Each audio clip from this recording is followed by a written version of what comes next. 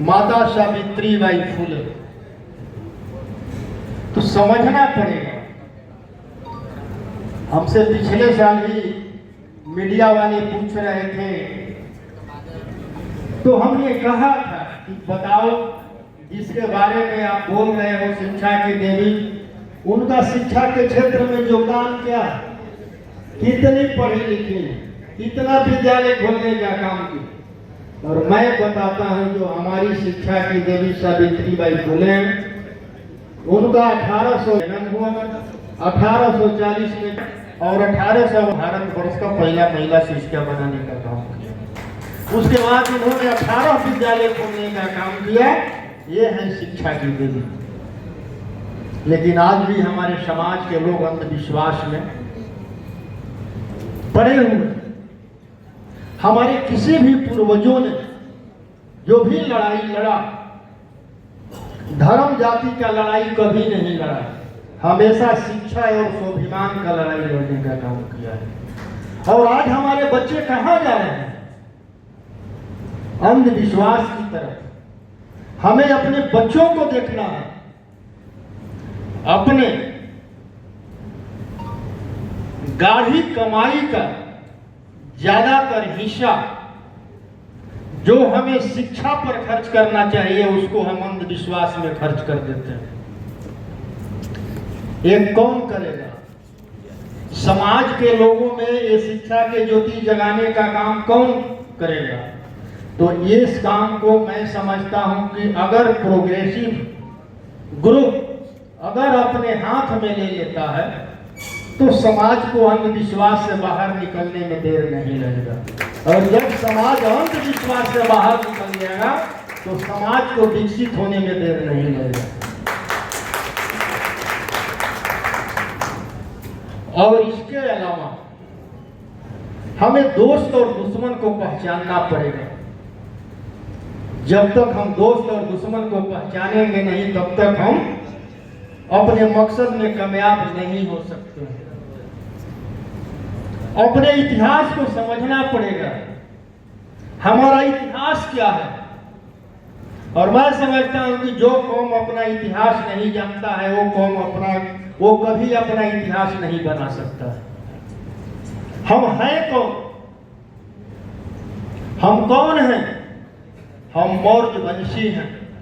और मौर्य वंश ने भारत पर 10 पीढ़ी शासन करने का काम किया है।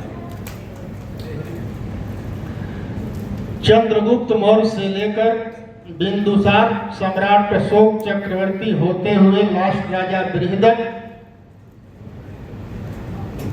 राजा तक हमारा शासन भारत में रहा है। उस भारत में रहा है जो अखंड भारत था, जिसको सम्राट अशोक ने 52 लाख वर्ग किलोमीटर में फैलाने का काम किया था, उस भारत। लेकिन हमारा शासन समाप्त कैसे हुआ?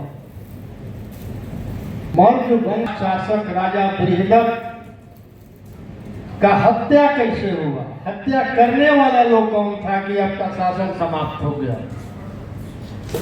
राजा बृहदक की एक गलती ने पूरे भारतवर्ष के मौर्य वंश को विनाश कर दिया। कौन सा गलती था उनका? कि उन्होंने पुष्यमित्र शुंग को अपना सेनापति बनाने का काम किया। पुष्यमित्र शुंग कौन था? ब्राह्मण समाज का था। अगर राजा बृहदक ने पुष्यमित्र शुंग को सेनापति नहीं बनाया होता तो राजा बृहदक का हत्या नहीं होता। और जब राजा बृहदक का हत्या नहीं होता तो हमारे करोड़ों बौद्ध भिक्षुक मारे नहीं जाते। वो गलती राजा बृहदक का था। राजा बृहदक का हत्या हुआ, लेकिन भारतवर्ष के करोड़ों बौद्ध भिक्षुकों का क्या गलती था जो राजा बृहदक के समर्थन में खड़े थे? उनकी कोई गलती थी? उस समय राजा बृहदक का हत्या करने वाला पुष्यमित्र शुंग। जब 1835 में ब्रिटिश गवर्नमेंट ने सबको शिक्षा एक समान कर दिया और आदेश पारित किया कि सबको शिक्षा प्राप्त करने का अधिकार है। उसके पहले जो है मनुस्मृति से देश चलता था और उस मनुस्मृति में महिलाओं और शूद्रों का शिक्षा प्राप्त करने का अधिकार नहीं था। महिलाओं और शूद्रों को धन दौलत संपत्ति रखने का अधिकार नहीं था। यही कारण है कि आज पूरे देश के 90% संपत्ति 10% वालों के कब्जा में है। पूरे देश के 90% उच्च पदों पर 10% वाले बैठे हुए हैं। चूंकि आपको धर्म के नाम पर रोक दिया गया और कहा गया कि ये भगवान का आदेश है कि महिलाओं और शूद्रों को शिक्षा प्राप्त करने का अधिकार नहीं। अगर ये भगवान का आदेश है, अगर भगवान हमारा है, तो उनको आकर कहना चाहिए ना कि ये सारे संतान हमारे हैं और सबको शिक्षा प्राप्त करने का, धन दौलत संपत्ति रखने का अधिकार है। इतना ही नहीं, उस मनुस्मृति में महिलाओं के लिए बहुत सारा ऐसा चीज लिखा हुआ। हम इस पर चिंता कर रहे थे कि हम जो भारतीय हैं, हम 90% के लोग हैं, जो ओबीसी एससी एसटी के लोग हैं, हमें शिक्षा से वंचित कर दिया, हमें धन दौलत संपत्ति से वंचित कर दिया गया। लेकिन ये संपूर्ण महिलाओं को क्यों वंचित कर दिया गया?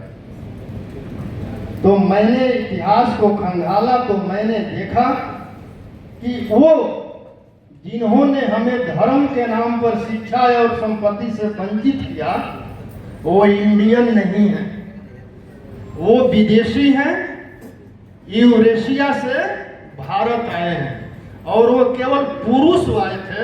महिला, उनके घर के भी महिलाएं हम इंडियन हैं, इसीलिए संपूर्ण महिलाओं को शिक्षा से वंचित कर दिया गया।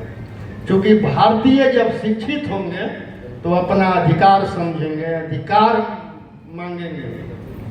कल आपको धर्म में बांध करके शिक्षा से रोका गया और आज आपको धर्म में फंसा कर शिक्षा से रोका जा रहा है ना। कल जो है धर्म के नाम पर कि आपको अधिकार ही नहीं है। और जब 1835 में सावित्री बाई, जब ब्रिटिश गवर्नमेंट ने आपको शिक्षा का अधिकार दे दिया, उसके बावजूद भी 1848 में सावित्री बाई फुले जब भारत का पहला महिला शिक्षिका बनी और घर से बच्चे बच्चियों को पढ़ाने निकलती थी तो उन पर गोबर और पत्थर फेंका जाता था। गोबर और पत्थर फेंकने वाला वो लोग कौन था? वही 10% वाला जिनके लिए अमर शहीद जगदेव प्रसाद जी ने 10% का नारा दिया था। उसके बाद बाबा भीमराव अंबेडकर जब शिक्षा प्राप्त करना चाहा तो उनको भी आप देखे होंगे बहुत अपमानित किया गया। जब 26 डिग्री 6 भाषा का डिग्री लेकर आए तो उनको ऑफिस का जो चपरासी है फाइल टेबल पर पटक कर दूर से ही फेंकता था और उनके लिए पानी पीने के लिए अलग से घड़ा रखा गया था। और जब हम सभी मानव एक हैं तो ऊंच नीच भेदभाव छुआछूत क्या सही है क्या? और उसके बाद अमर शहीद जगदेव प्रसाद जी को ले लीजिए,